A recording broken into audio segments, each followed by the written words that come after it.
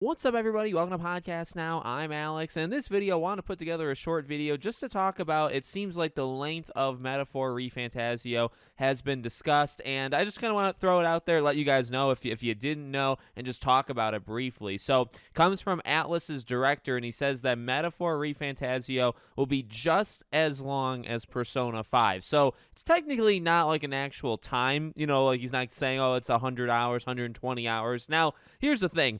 Normally, and I've said this kind of before in other videos where we talk about length, when developers talk about the length of their game, normally they overinflate it. Not all the time, and everybody plays a game at different speeds, right? But I would say generally they overinflate the length of time. So if somebody says 20 hours, it might be like 15, right? It's not massive, but it's an okay chunk less than they said. However, I would say I'm going to make an exception, at least here and there, and I'll make an exception for this one because, number one, he's comparing it to another game, and he's comparing it to another game in their portfolio, right? So when they say it's going to be as long as Persona 5, I'm willing to bet that the lengths do actually add up. I don't think there's any over-exaggeration. I don't think there's any, they're padding the length of time, and it's actually going to come under it. Now, the screen time tweet says Persona 5 on average takes over 170 hours to 100% complete. That's true. I mean, it's a gigantic game if you're doing everything. For me, Persona 5,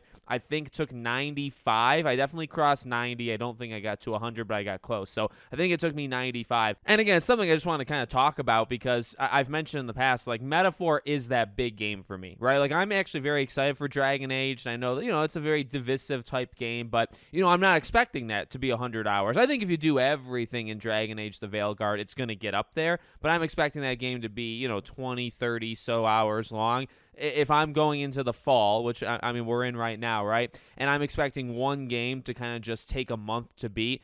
I've already labeled it, right? It is Metaphor. I expected this game to be 100 hours. I want to get, just take it into the world, and I think it's gonna work. I mean, we've talked about it before in the Why I'm Getting Metaphor video that I did a few days ago. I have a lot of hope for this game, and I don't know how well it's gonna do. I'm actually getting more and more worried about that, but I do think this game is going to. I truly do. I believe it's going to be a Game of the Year contender, and obviously things have to come together, but I really trust this team. And the length, look, lengths don't necessarily matter. What's the difference between a 95-hour game and a 90-hour game? But, when it comes to the personas and things like that, you expect these games to be pretty darn long. And then you can kind of infer, okay, well, that's a lot of story. That's a lot of time with these companions, right? Something we've talked about in the past.